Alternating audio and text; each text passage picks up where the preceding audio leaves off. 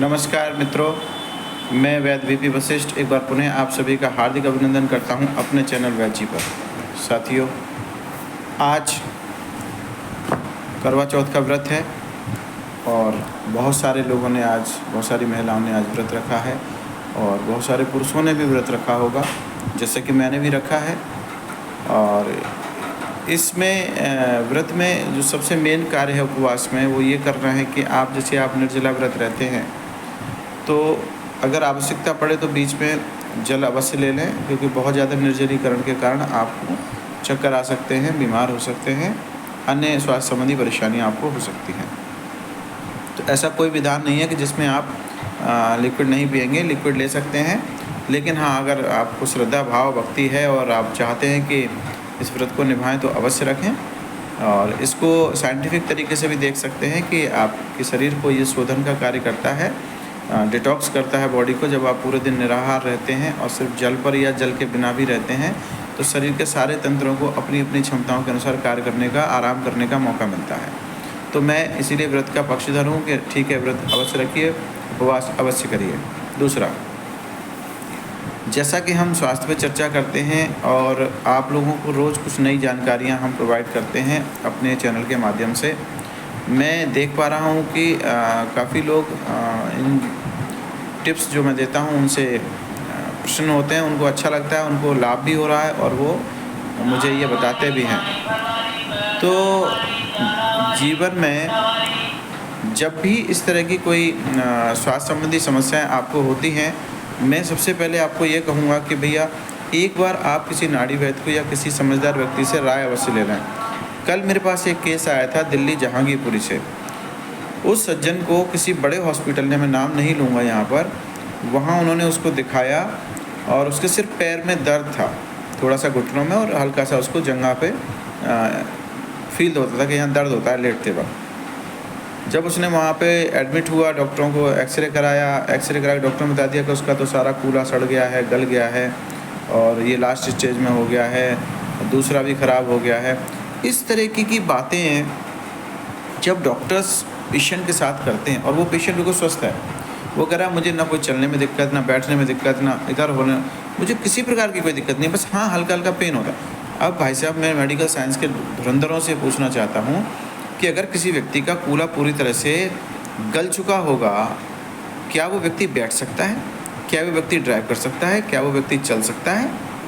जरा सा बाल बराबर अगर हड्डी में कहीं क्रैक आता है तो उससे तो व्यक्ति इतना परेशान हो जाता है कि वो रह नहीं पाता।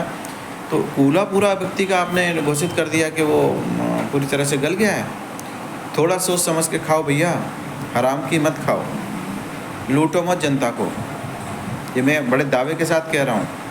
आपने किस पैरामीटर्स के आधार पर उसको घोषित कर दिया कि वो इतना, और पैसे की डिमांड लाखों में। मैं एक ही बात कहूँगा अपने सारे दर्शकों से, ये जो शरीर मिला है ना, ये अगर ऐसे ही जीवन अंत तक चल जाए तो समझो सबसे बढ़िया है। इसकी ज़्यादा सर्विस कराने के चक्कर में मत रहा करो भैया कि ये बदलवा लो, वो बदलवा लो। बदले हुए पार्ट ज़्यादा दिन नहीं चलते, चाहे वो आपकी गाड़ी हो या ये आपका शरीर, ये भी जीवन की एक गाड़ी है। इस पे स्वयं नेचुरल कार्य कीजिए, नेचर के अनुसार इसको चलाइए। मैं आप सभी से हाथ जोड़कर ये निवेदन करूँगा कि भैया पैसे बेशक आपके पास कितने भी हों, शरीर कितने नहीं है, शरीर एक ही है। तो आप पहले किसी अच्छे व्यक्ति से, समझदार व्यक्ति से, जिसको आप समझते हो कि इसको नॉलेज होगी, उससे राय ले लें। कहीं नहीं मिलती मेरे पास आ जाए, मैं कोई फ़ीस लेता ही नहीं इस चीज़ की। मैं कोशिश करूँगा आपकी जिज्ञासा को शांत करने की। दोस्तों, स्वास्थ्य का सलाहकार होना भी जीवन के सलाहकारों के बराबर ही है। मैं आपको स्वास्थ्य की सलाह देता हूँ, इसका मतलब मैं कहीं ना कहीं आपका शुभचिंतक ही हूँ। पहले अपनी बीमारी को समझें, अपने रोग की परेशानी को समझें कितने हद तक है, फिर उस पर निदान करें। और आयुर्वेद में बहुत सारे ऐसे नुस्खे, बहुत सारी जड़ी बूटियाँ हैं जो इन सब असाध्य रोगों को भी बड़े आराम से ठीक कर देती हैं। तो आप लोग जो तुरंत जरा सा कुछ होने पे भाग जाते हैं बड़े डॉक्टरों के पास, और क्या करते हैं, फीस देते हैं वहाँ पे मनमानी, फिर वो पूछते नहीं आपसे कुछ भी। हाँ क्या दिक्कत है? आपने कहा जी मेरा दर्द है, ठीक है ये लो, और 2 गोली लिखी और पर्चा थमा दिया आपके हाथ में, आप स्टोर पर गए, देखा कि स्टोर वाला भी वो दवा दे सकता था आपको, पहले भी कह रहा था कि यही ले लो, लेकिन आपको यकीन नहीं था क्योंकि बुद्धि ज़्यादा है ना हमारे अंदर। हम सीधे गए डॉक्टर के पास, डॉक्टर ने लिख दिया, अब मान लिया आप खा रहे हैं आप उसको, क्या हो रहा है पेन किलर खाने से? बताएं ना जो डॉक्टर्स बैठे हैं, पेन किलर खाने से क्या होता है? भैया आपकी किडनी, आपका लिवर सब खराब होता है।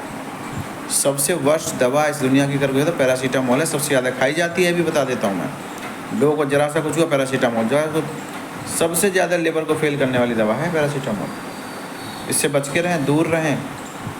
जितना कार्य पैरासीटामोल करती है उतना कार्य तुलसी, अदरक, गिलोय, लौंग, इलायची, इन सब का काढ़ा भी करता है। तो क्यों अननेसेसरी हम इस चीज़ में पड़ें?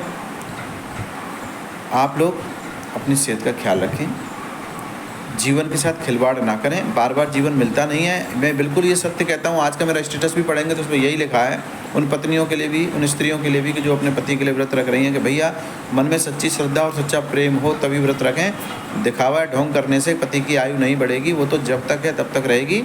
ये तो हर इच्छा ऊपर वाले की इच्छा पर है, कब जाना है और कब आपको रुकना है। तो ये खाम खा के ढोंग नहीं करें, मन में प्रेम रखें, सच्ची श्रद्धा रखें, सम्मान रखें। ये नहीं कि आज के दिन तो पति परमेश्वर और कल से फिर,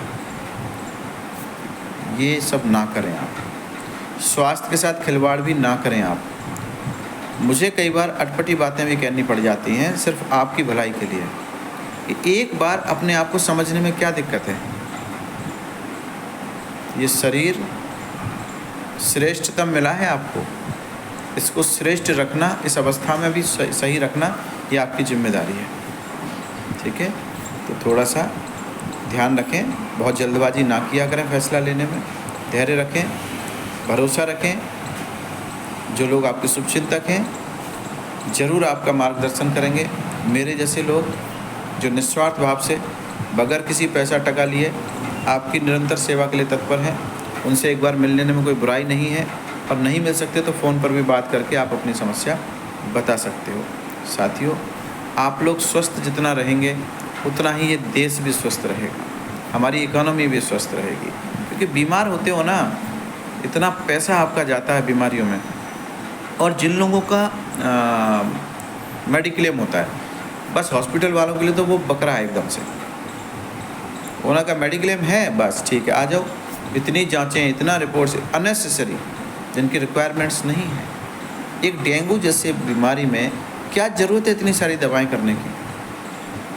आप उनको बता दीजिए भैया पानी पियो, एक्सेस प्लेंटी ऑफ वाटर लीजिए, लिक्विड लीजिए, आप घर पे रहिए, है ना, गिलोय का काढ़ा, पीपल के पत्ते का काढ़ा, ये सब लीजिए, 2 से 4 दिन में आपका डेंगू ठीक हो जाएगा। लेकिन नहीं, अरे डरा देंगे, प्लेटलेट्स काउंट गिर गई, लाखों में गिर गई, हज़ारों में गिर गई। कहाँ गिरती है भैया? गिरती हज़ारों में, लाखों में, तो बढ़ती भी तो लाखों में ही है। ये नहीं बताओगे? ये कौन बताएगा? ये बता दोगे तो आपका जो जाल है वो टूट जाएगा, भ्रमजाल। लोगों को डराना बंद कीजिए। डॉक्टर हैं तो कम से कम अपनी शपथ याद रखिए, अन्यथा किसी को लूटिए मत। बहुत बुरा लगूंगा कुछ लोगों को मैं सुनते हुए भी, जो इस लाइन के लोग होंगे, लेकिन मैं बड़े दावे के साथ बेबाकी से बोल रहा हूँ ये, गुरुदेव को हाजिर नाजिर करके। मरीज के साथ मजाक नहीं, खिलवाड़ नहीं, भय नहीं।